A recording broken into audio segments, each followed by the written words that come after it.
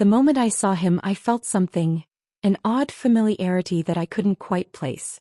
It wasn't in the way he looked, though he was undeniably striking with sharp features, broad shoulders, and a presence that naturally commanded attention. No, it was something in his eyes. A quiet intensity as if he knew me. But I didn't know him. Not yet. The girl stumbled, her books slipping from her hands and scattering across the floor. I instinctively reached out to help her up. "Are you okay? Do you need to see a doctor?" I asked, concerned. Before she could answer, another hand, larger and steadier than mine, reached down, picking up her books. "Here," the man beside me said, his voice deep yet calm. I turned to him and felt a flicker of recognition, though I couldn't figure out why. "Thank you," the girl murmured, embarrassed, before hurrying away. The man shifted his gaze to me, then casually said, "Hi, I'm Zach." "Oh, hi, I'm Annie," I responded. He gave me a small, almost knowing smile before walking away. I didn't think much about our first meeting until we started crossing paths more often.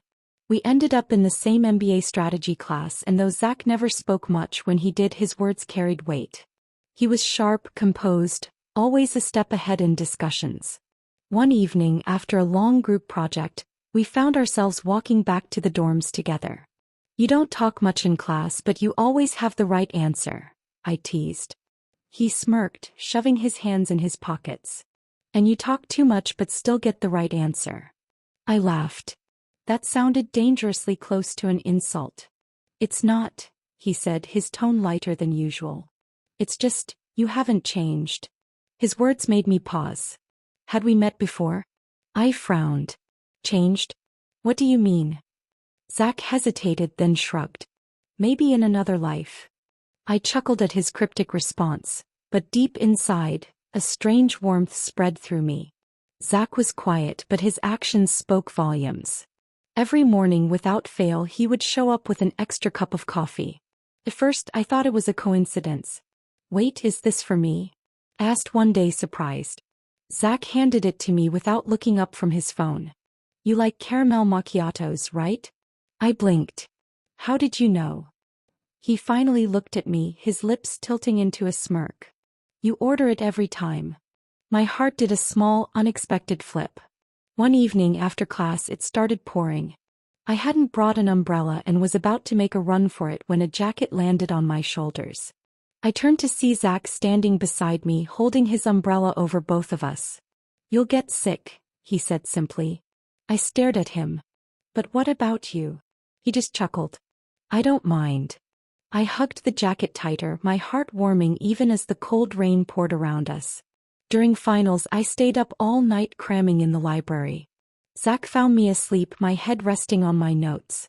When I woke up, a blanket was draped over me, and there was a neatly packed meal with a note. "Eat.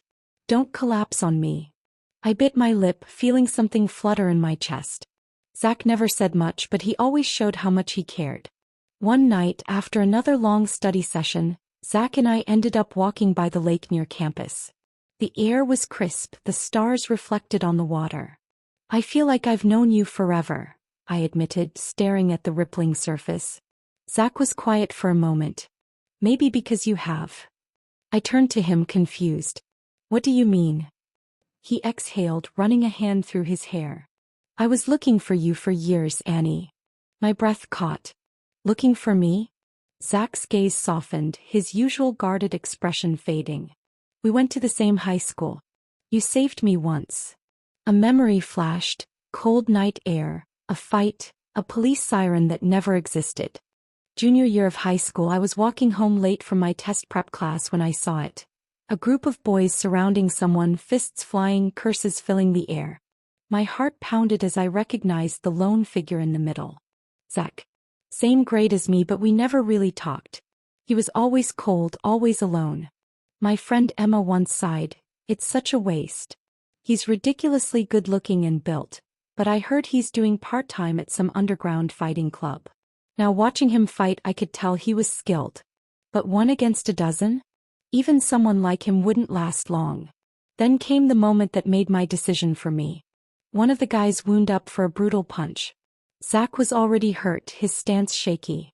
If that hit landed, A loud siren cut through the night. Police.